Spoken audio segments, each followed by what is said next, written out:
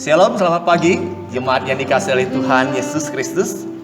Hari ini saya bersyukur bisa melayani. Ini pelayanan saya yang kedua di pos dari GKI Samanhudi, pos jemaat Cimacan di tempat ini. Dalam rangka pertukaran pengkhotbah minggu kelima Sinode Wilayah Jawa Barat. Untuk sampai di tempat ini bukanlah perkara yang mudah untuk dilewati, ya. Semalam saya perjalanan dari Jakarta sampai ke Cimacan ini 7 jam. Jadi terjebak macetnya, waduh luar biasa. Tapi hari ini bisa mendapat kesempatan, bisa melayani Tuhan di tengah-tengah jemaat, ini adalah anugerah Tuhan yang Tuhan berikan buat saya.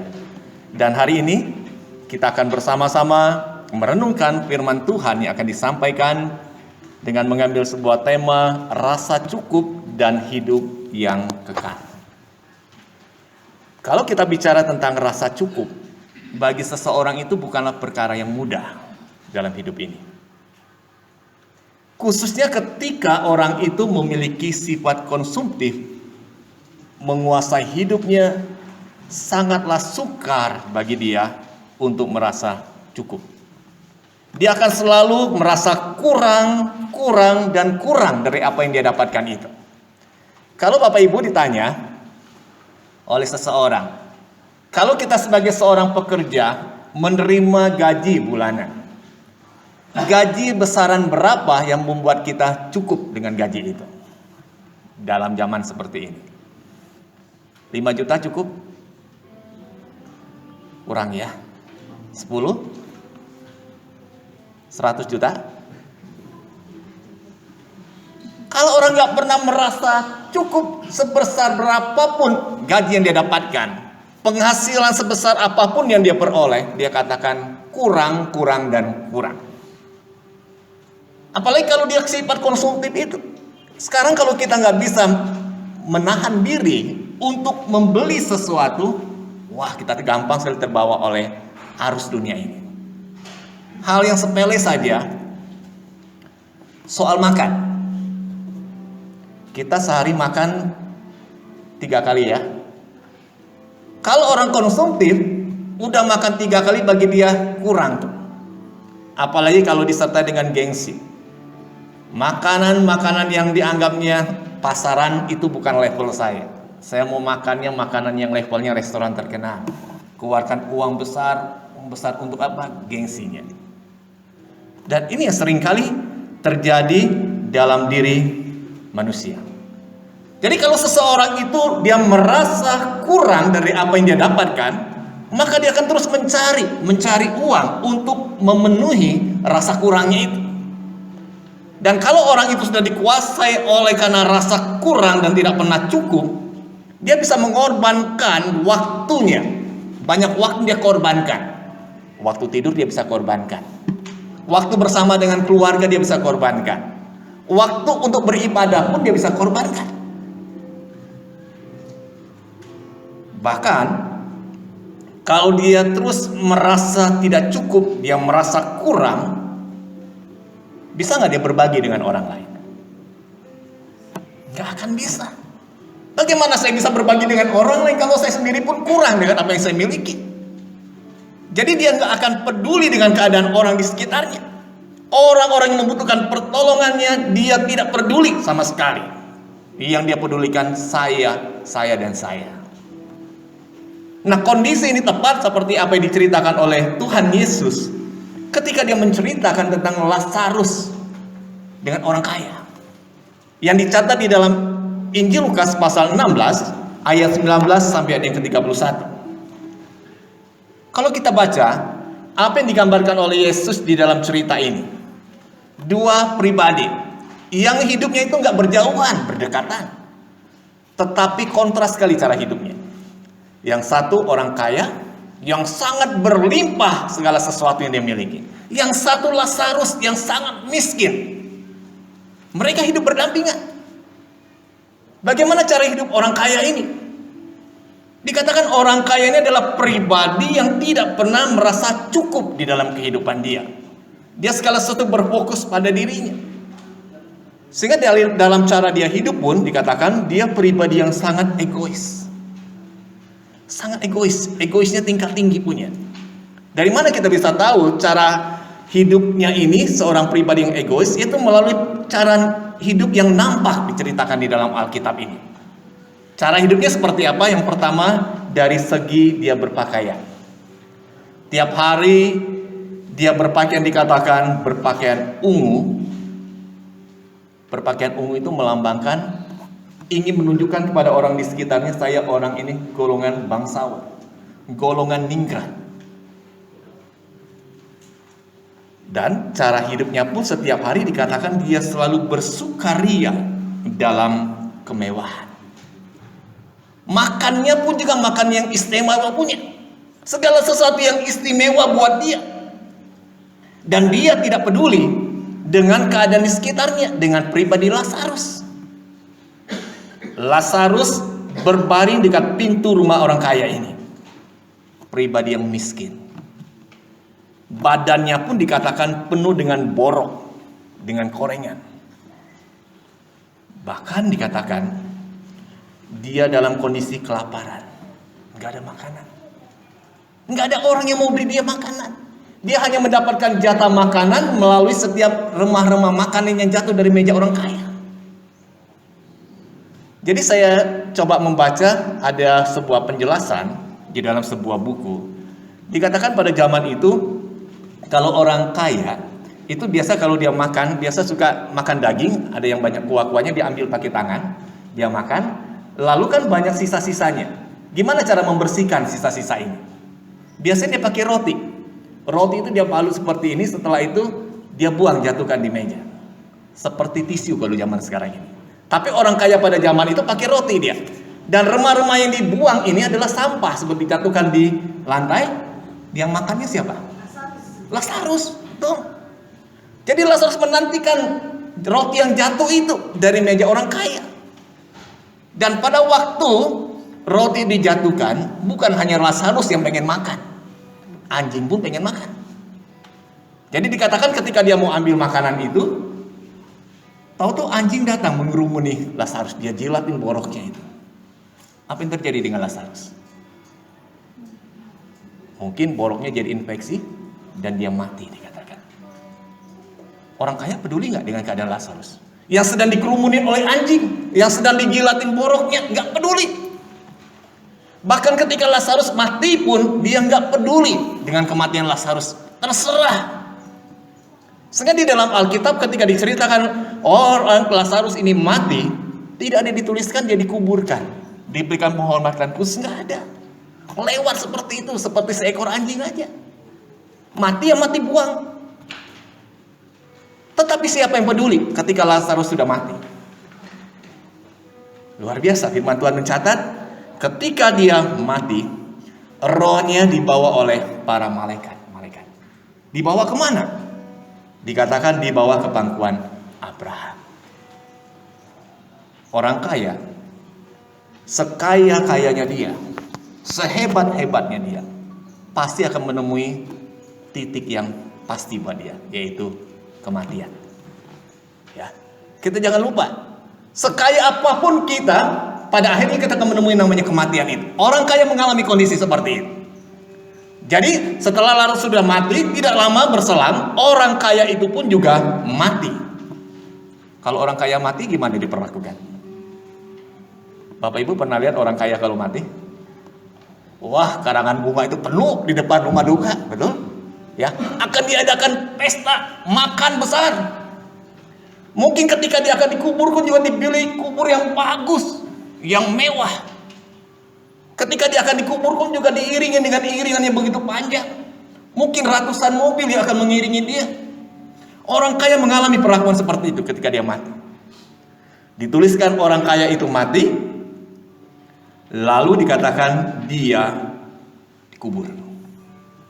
Ada perlakuan khusus. Tapi ketika dia sudah mati, rohnya dibawa kemana? Ada malaikat menjemput dia? Malaikat maut menjemput dia. Ya. Dia dibawa ke tempat penyiksaan. Digambarkan tempat yang sangat-sangat menyiksa dia. Sehingga dia mengalami kehausan, bahkan untuk mendapatkan satu tetes air pun dia tidak dapat. Kan bagi kita kan aneh ya. Dia kan orang kaya, di dunia ini begitu melimpah segala sesuatu. Kok ketika dia mati setetes air pun dia nggak dapat? Inilah sebuah kenyataan sebetulnya. Apa yang pernah dituliskan di dalam surat Paulus di dalam 1 Timotius pasal yang 6 tadi. Manusia ketika dia datang ke tengah dunia ini nggak bawa apa-apa. Ibu-ibu waktu anak ibu lahir atau cucunya lahir, pernah perhatikan nggak lahirnya bawa apa? Telanjang ya, benar? Kalau anak presiden gimana cara lahirnya? Sama. Anak gelandangan juga nggak bawa apa-apa, anak presiden juga nggak bawa apa-apa, anak raja juga nggak bawa apa-apa. Semua orang lahir itu telanjang, nggak bawa apa-apa. Betul yang 1 Timotius pasal 6 katakan. Waktu dia mati nggak bawa, waktu dia lahir nggak bawa apa-apa, waktu dia mati pun bawa apa-apa nggak? Nggak ada sesuatu yang bisa dibawa. Tapi kadang-kala manusia yang hidup suka bawain sesuatu, ya, di peti mati, dah bawa dah, ini kamu buat bekal di sana ya, bawa baju, bawa duit, bawa segala sesuatu. Bisa nggak dibawa ke sana? Berhenti sampai di kuburan, selesai. Nggak bisa dibawa. Orang kaya mengalami keadaan sengsara di tempat yang seperti itu. Kenapa dia bisa mengalami kondisi seperti itu? Kembali lagi, bukan karena dia kaya, bukan. Tetapi dia pribadi yang tidak peduli dengan apa yang telah Tuhan berikan bagi hidup. Dia masa bodoh, dia hanya berfokus kepada dirinya sendiri, buat kepentingan dirinya sendiri, dan tidak mau peduli dengan orang lain di sekitarnya. Kitab Amos, pasal yang ke-6, ayat 1 dan ayat 4-7.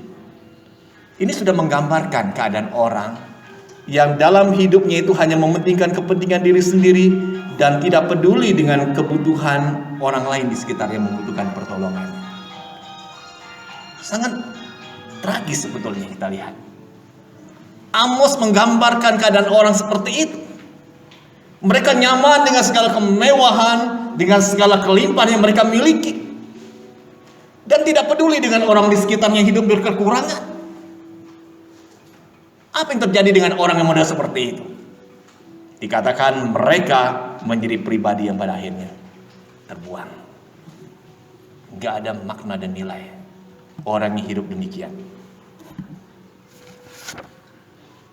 Paulus di dalam suratnya yang dicatat di dalam 1 Timotius pasal yang 6 ayat 6-19 tadi mengingatkan kepada kita, setiap manusia yang datang ke tengah dunia ini tidak bawa apa-apa tadi.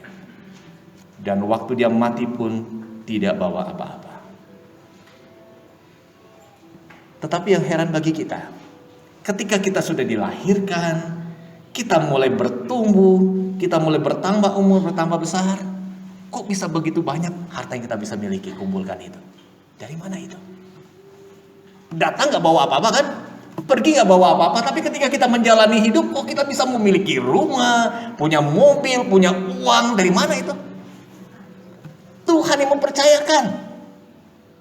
Karena kita harus memaknai, ketika kita memiliki segala sesuatu dalam dunia ini, itu bukan punya kita. Itu hanya titipan Tuhan yang dipercayakan untuk kita kelola. Jangan pernah kita katakan, ini milik saya mau peluk, gak boleh diambil dari saya. Kita akan stres berat kalau kita lakukan itu. Apa yang kita miliki hanyalah titipan Tuhan yang harus kita kelola dengan bertanggung jawab. Bagaimana kita menggunakan itu dalam kehidupan kita. Nah, Paulus tekankan di dalam suratnya ini, kalau kita datang tidak bawa apa-apa, pergi nggak bawa apa-apa, asalkan dalam hidup kita ada makanan dan pakaian, cukuplah itu.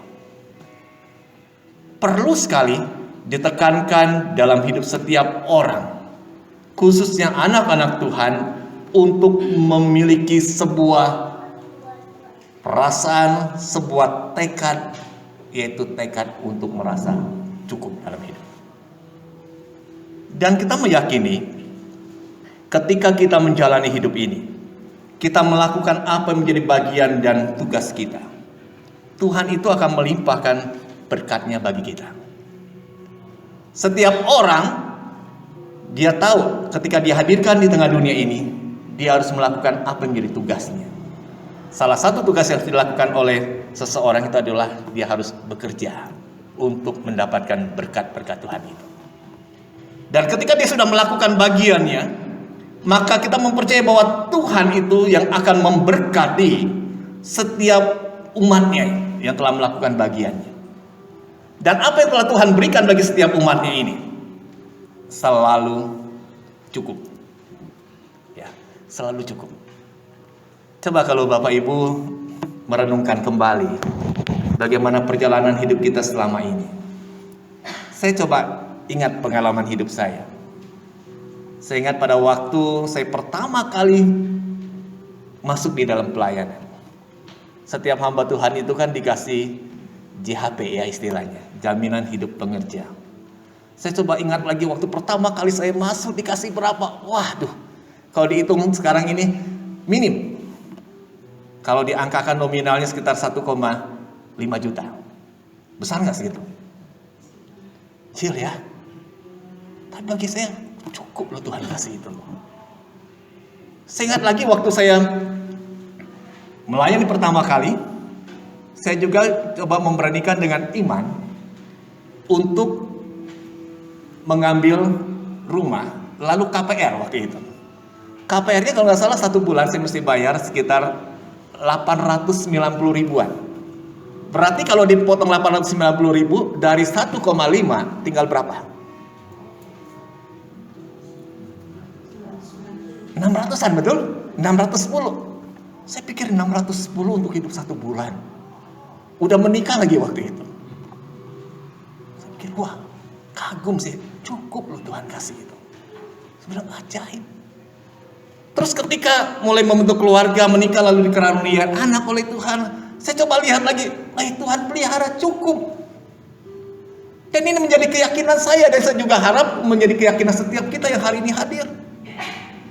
Bahwa apa yang Tuhan berikan dalam hidup seseorang itu selalu cukup. Kalau kita pergunakan dengan bertanggung jawab. Manusia itu selalu kurang kalau dia menggunakan apa yang Tuhan berikan itu nggak bertanggung jawab. Dia mau hidupnya foya-foya, ikuti keinginan dia, ikuti gengsinya. Ya, itu yang seringkali membuat orang itu kurang.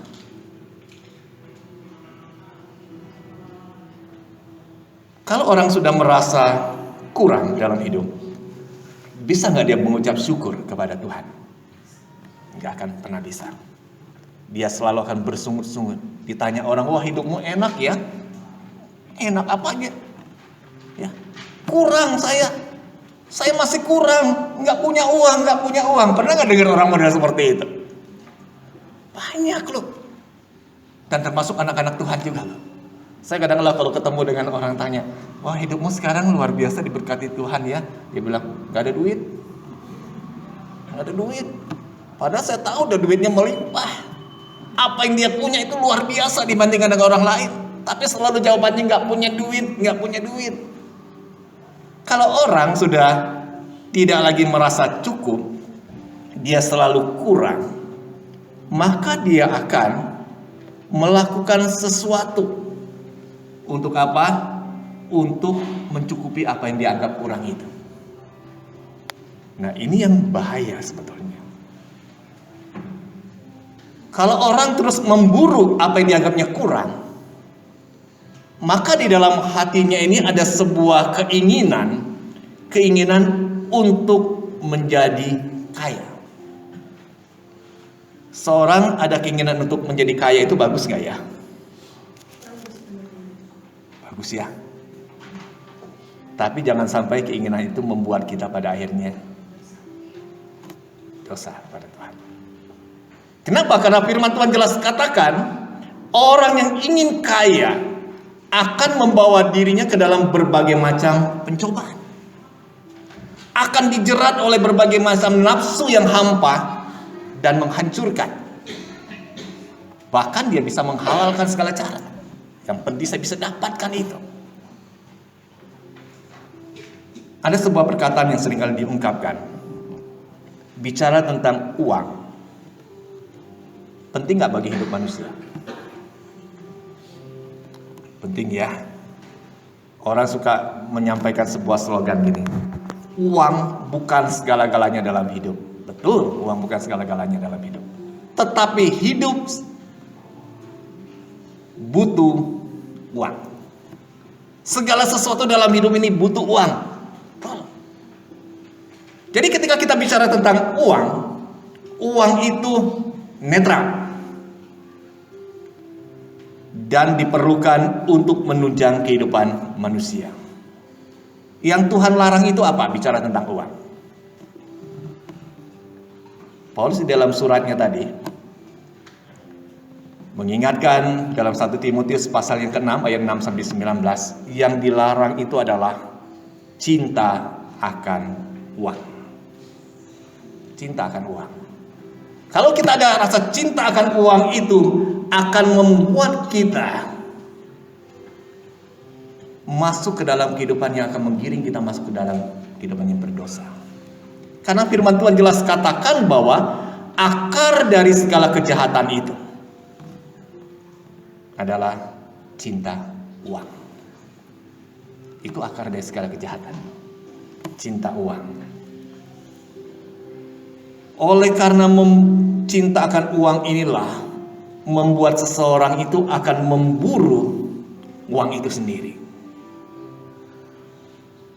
Apa dampaknya sih kalau seseorang itu memburu uang?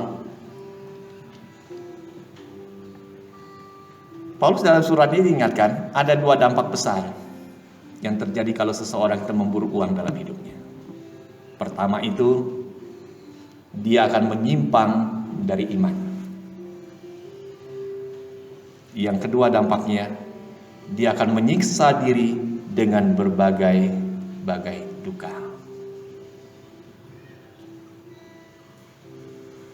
Menyimpang dari iman, menyiksa diri dengan berbagai duka. Saya ingat pengalaman dari beberapa orang yang saya coba amati. Ketika seseorang itu dikuasai perasaan cinta uang itu, dia mulai melakukan tindakan-tindakan dengan cara curang untuk mendapatkan uang yang lebih banyak bagi dia. Dengan cara apa?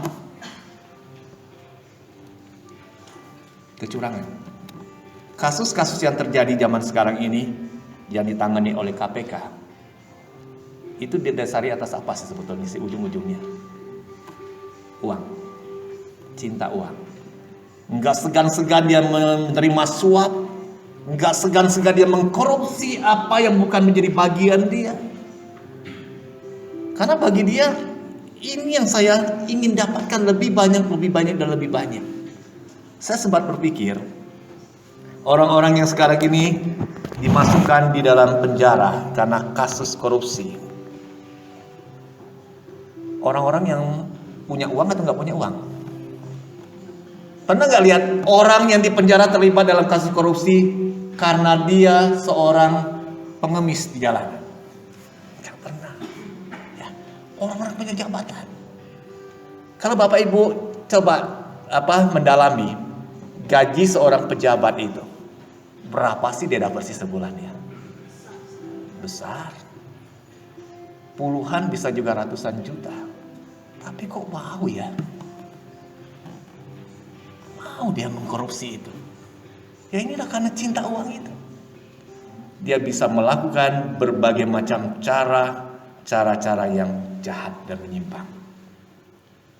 Nah kalau demikian kita sebagai umat Tuhan, bagaimana seharusnya kita menjalani hidup dalam kita memandang tentang uang itu sendiri? Paulus ingatkan tadi dalam 1 Timotius pasal yang ke-6, ada 3 hal mendasar yang harusnya kita perhatikan dalam hidup sebagai seorang anak Tuhan. Yang pertama itu ketika kita bicara tentang mengejar sesuatu, yang harus kita kejar itu bukan uang.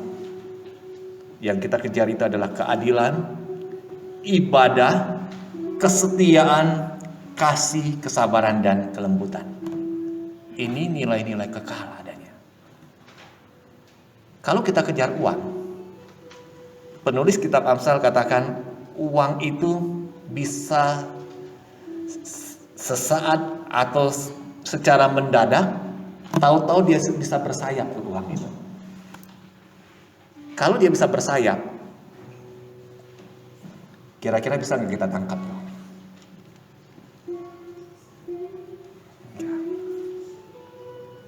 Ya.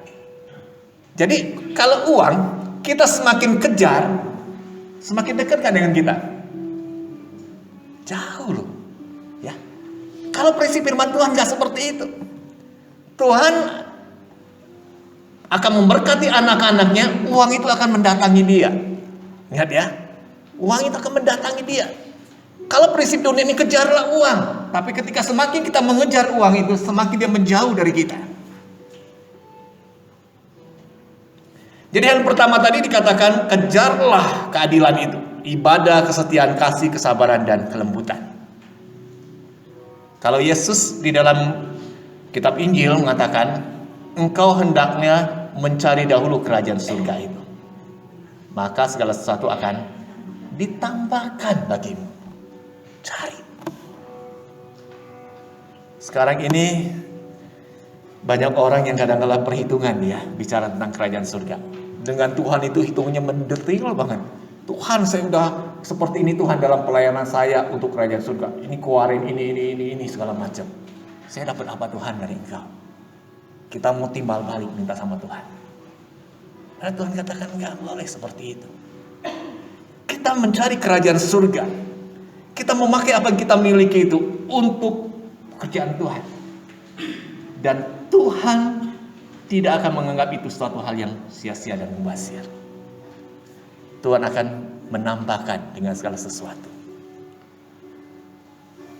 Tadi saya berbincang dengan Pak Sony, bagaimana dia menceritakan dalam pelayanan dia.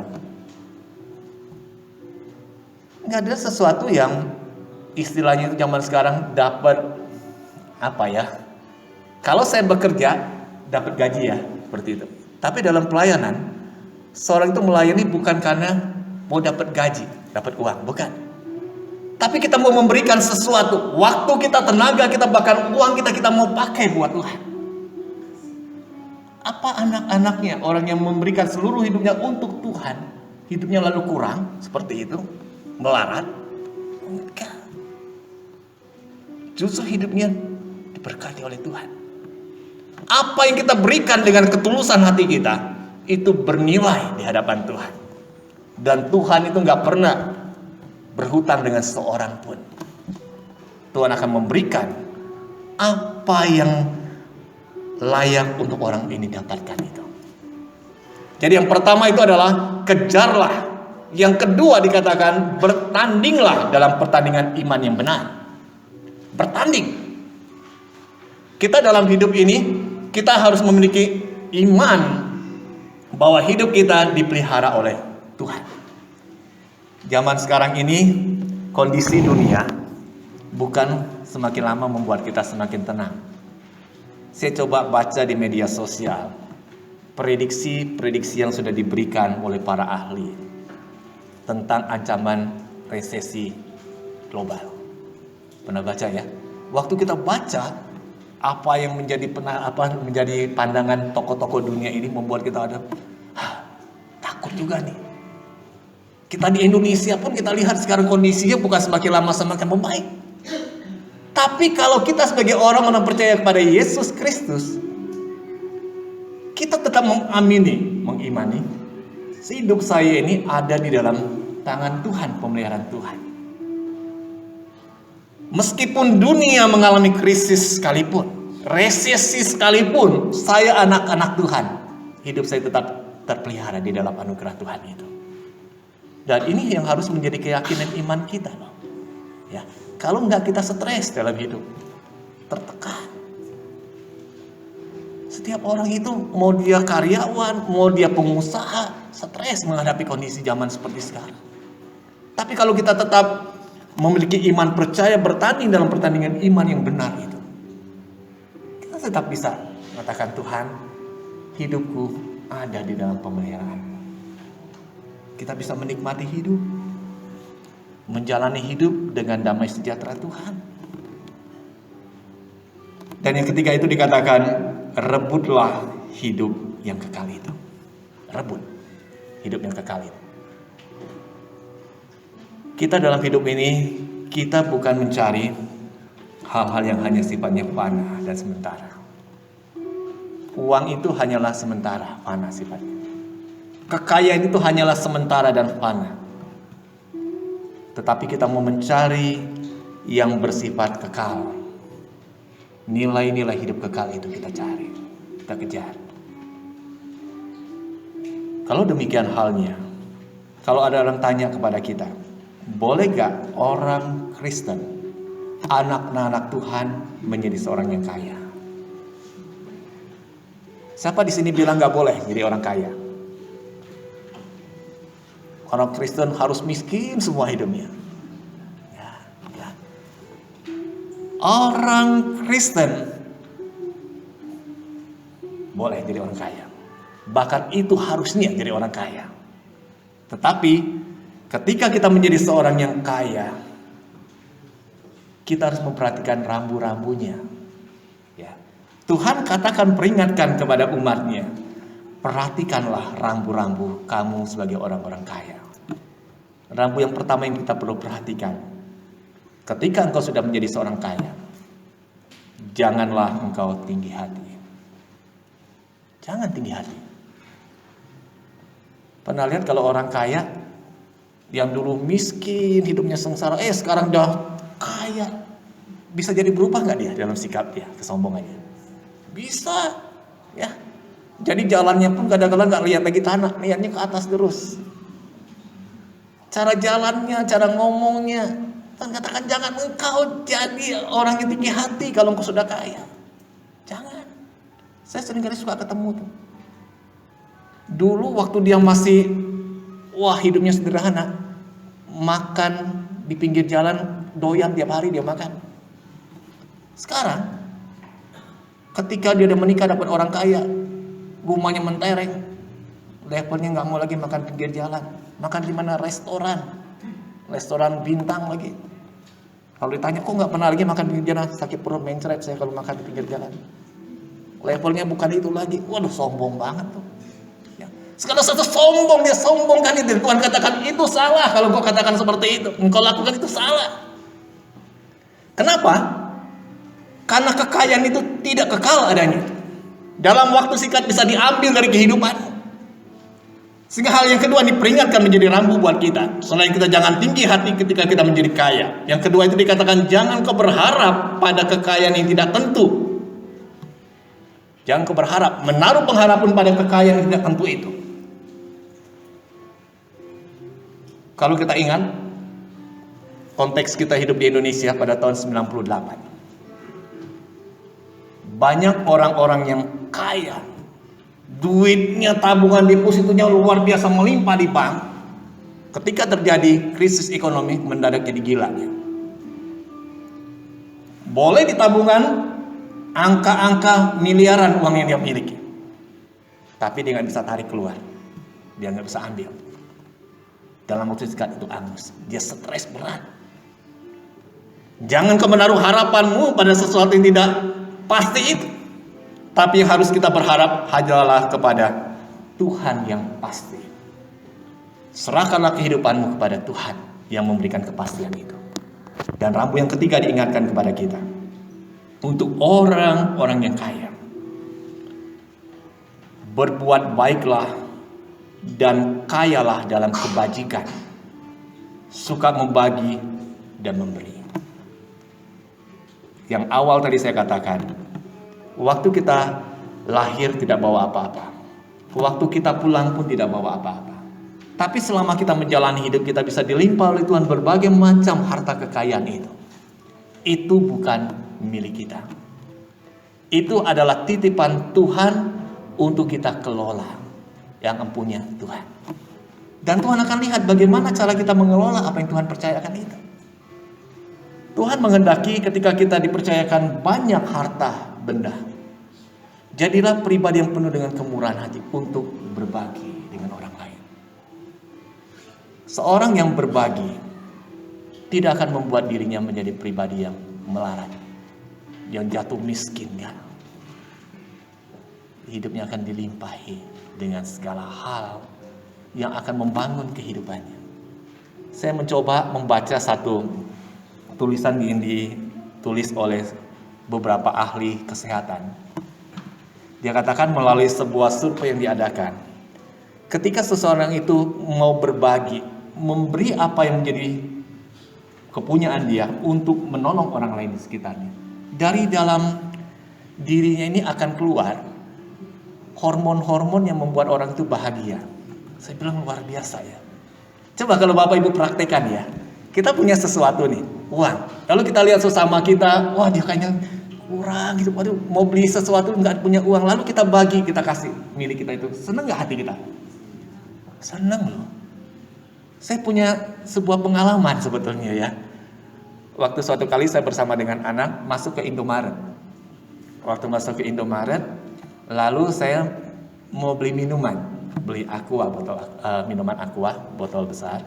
Lalu di belakang saya lihat ada seorang ibu pengemis. Saya pikir, loh, kenapa ibu ini bisa masuk ke Indomaret? Ada apa? Apa dia mau masuk ke Indomaret untuk minta-minta mengemis? Ternyata enggak. Jadi waktu dia masuk ke toko itu, dia mau beli minuman. Jadi waktu dia sudah ambil minuman, dia mau bayar di kasir, dia hitung uang receh bekas dari hasil ngemisnya. Dia hitung receh-receh. Kurang lagi. Harga minumnya 2.500. Nyata uang yang dimiliki nggak nyampe 2.500. Kurang lebih 2.000-an rupiah. Jadi dia bingung sendiri. Saya lihat dia, saya tanya, Ibu mau beli apa? Saya mau beli minuman ini tapi kurang duitnya. Saya bilang, Ibu sekarang Ibu ambil botol yang gedean punya. Dia beli yang mau yang 600 mili. Saya bilang ambil yang 1.500 mili. Dia ambil, Ibu nggak usah pikirkan bayarnya. Nanti saya bayar minuman itu. Lalu dia ambil, lalu saya bayar di kasir. Lalu dia katakan, makasih Pak, makasih. Waktu saya dengar kata-kata seperti itu, saya bilang, aduh, senangnya luar biasa. Itu kan kecil ya, perkara kecil kan. Hanya mengeluarkan beberapa ribu, nggak nyampe 5.000. Tapi ada perasaan sukacita meluap itu karena kita melakukan sesuatu yang baik buat sesama kita. Jadi saya harapkan setiap kita pun cobalah kita belajar.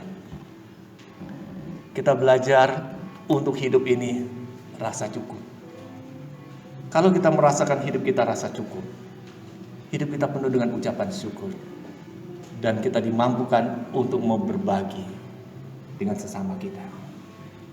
Berbagi. Dan ketika kita berbagi, bukan menjadi beban buat hidup kita, tapi itu menjadi sukacita bagi hidup kita. Karena kita bisa menjadi saluran berkat buat sesama kita. Dan ini akan berpengaruh besar buat kehidupan kita dalam kekekalan itu. Kristus pernah katakan, hendaklah engkau jangan mengumpulkan harta di bumi. Di bumi ngengat dan karat merusakannya. Tapi kumpulkanlah bagimu harta di surga itu. Di dalam kekekalan itu. Gimana cara kita mengumpulkan harta kita di surga? Melalui setiap kepedulian kita. Menggunakan apa yang Tuhan percayakan untuk kita mau berbagi dengan orang lain. Menyatakan perbuatan-perbuatan baik kita itu. Jadi biarlah kita bersama-sama mau belajar hidup di dalam rasa cukup. Dan hidup kita pun menjadi saluran berkat bagi sesama kita. Amin. Tuhan.